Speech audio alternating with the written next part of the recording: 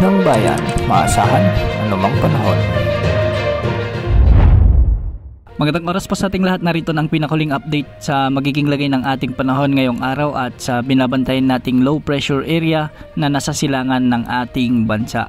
Ngayong araw nga ay patuloy ang pag-iral ng easterlies o ang mainit na hangin sa buong kapuluan ng ating bansa at ngayong hapon maraming lugar ang nakakaranas ng mga pag-ulan dulot ng mga thunderstorms na pinalalakas ng easterlies. Ilan sa mga lugar na nakakaranas ng maulap na kalangitan na may mga kalat-kalat na pag-ulan at thunderstorms ngayong araw ay ang Metro Manila, Calabarzon, Mimaropa, Bicol Region, sa may Aurora, Pampanga, Bulacan, Zambales, Bataan at Northern Samar. Ang mga lugar na nabanggit ay pinag-iingat natin sa banta ng mga pagbaha at pagguho ng lupa, lalo na kung may mga katamtaman at pinsan ay malalakas na pag-ulan. Samantala malaking bahagi rin ng Ilocos Region ang nakakaranas ng mga pag-ulan ngayong hapon at gabi dulot ng thunderstorms, lalo na sa may Pangasinan, La Union, sa may southern portion ng Ilocos Sur at may mga pag-ulan din sa bahagi ng Cordillera Administrative Region, sa may Benguet, sa may Quirino, sa may Mountain Province at ilang bahagi naman ng Nueva Vizcaya. Medyo malawak din ang mga kaulapan sa bahagi ng Isabela at may mga kalat-kalat naman na pag-ulan sa may mainland Cagayan, Abra, Apayao, Kalinga at Ilocos Norte. Samantala sa Visayas, may mga nakikita rin tayong makakapal na kaulapan dulot ng easterlies sa malaking bahagi ng Panay Island sa may Iloilo, Aklan at Capiz.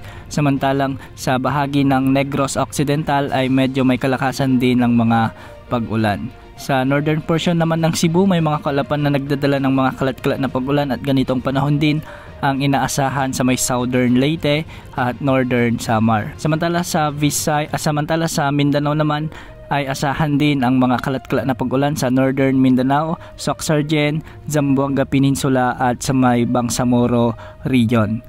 Maulap na kalangitan naman ang inaasahan sa may Caraga at Davao region. Samantala isa ng ganap na low pressure area ang cloud cluster na nasa silangan ng ating bansa. Base sa latest update ng Pag-asa, huli itong namataan sa layong 1,255 kilometers silangan ng southeastern Luzon. Kung mapapansin natin sa ating satellite animation ay medyo hindi pa-gaano na nagkakaroon ng sirkulasyon ang cloud cluster na ito o LPA, kaya hindi pa rin natin matukoy kung kailan ito magiging bagyo. Sa ngayon ay nasa katamtaman pa rin ang tsansa nito na lumakas bilang bagyo at kung sakali ay papangalanan ito ng bagyong Paulo.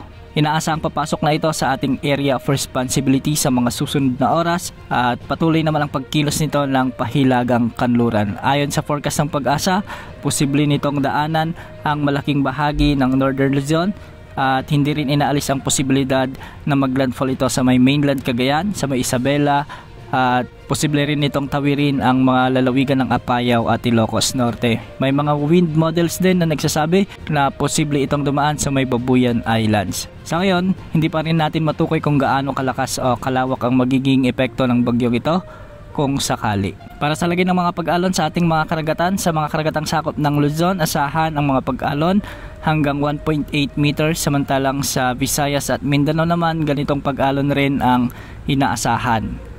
Yan muna ang latest sa lagay ng panahon. Ito po ang weather update ng bayan, maasahan anumang panahon.